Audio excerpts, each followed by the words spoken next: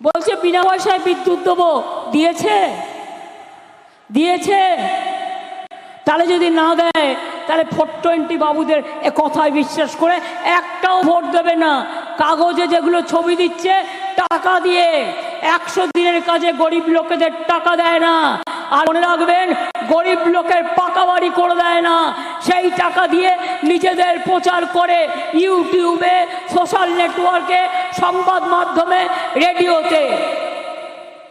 লজ্জাও করে না।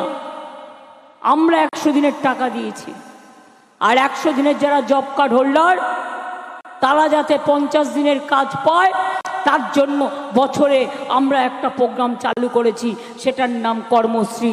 যারা জব কার্ড হোল্ডার কাজ করতে চান, বিডিও অফিসে গিয়ে বলবেন আমি কাজ করতে চাই।